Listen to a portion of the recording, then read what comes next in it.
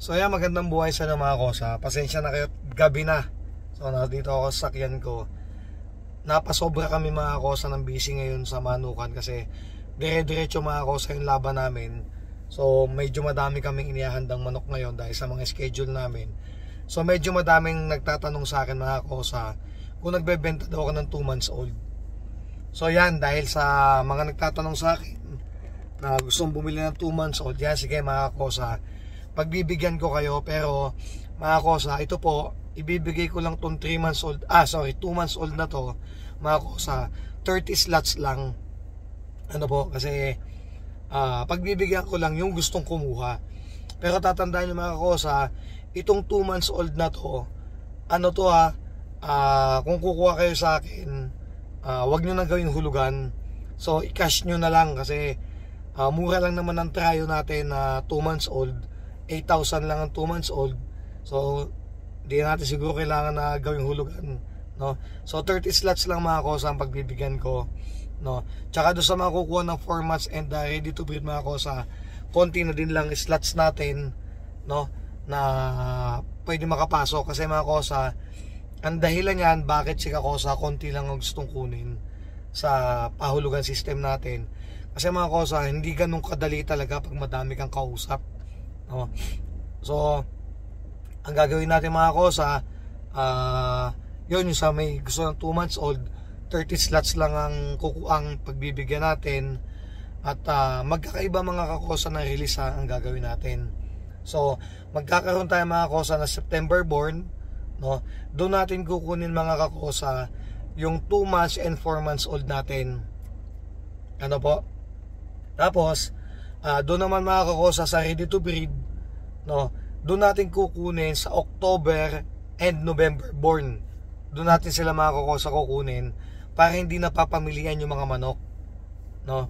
Syempre total libo naman ang palalabasin natin. Kasama natin si Master J, syempre ang aking staff, no, ang team Kakosa na matagal na sa akin na nagtatrabaho, no. So ang gagawin natin, September born, doon natin mga Kakosa kukunin yung 3 and 4 months old, ano, sa September born. Kasi yung iba naman, yung dahil 100 slots lang po ang bibigyan ko doon sa pahulugan system natin na ready to breed, yung 1 to 50 doon sa born October, no, doon natin kukunin yung 1 to 50 na una na kumuha sa pahulugan system natin, doon sila sa October born. At yung 51 to 100 naman mga kosa, doon natin kukunin sa November born. Yan. At yung mga, syempre may December born din tayo, doon naman natin kukunin yung mga magwa-walk-in. Ano mga kosa? Yan. Yung presyo natin ng 2 months old, cash lang ang kailangan ko mga kosa, 8,000 ang tryo. At ang 4 months old ulitin natin, ang 4 months old natin mga kosa, 16,000 pesos ang tryo. At yung atin ng mga ready to breed is 25,000 pesos. Mga kosa, yung 25,000 pesos mapupunta lang sa akin doon, 24,000. Kasi mga kosa, gaya yung mga nakapanood na nung una, yung 1,000 pesos mga kakosa, yung po ay itutulong natin sa mga kapuspalad, gaya nung napanood nyo sa akin. Kasi yung iba, siguro hindi pa napapanood yung pahulugan system ni Kakosa. So for example, may bata or matanda tayong kapuspalad na nakita, ibibigay natin yung 1,000 pesos na yon para makatulong tayo kahit papano sa kapwa natin. Although maliit na bagay lang, pero isipin natin, ang 1,000 piso ay mahirap din pagtrabahoan or kitain. Kaya mga kosa, pwede nyo ako makontak sa number ko ng 0956-531-5795. Yan. Pwede kayo mag-message sa akin dyan. Kasi medyo mahirap mga kakosa na makita yung Facebook ko. So ang gawin nyo na lang doon sa number ko ng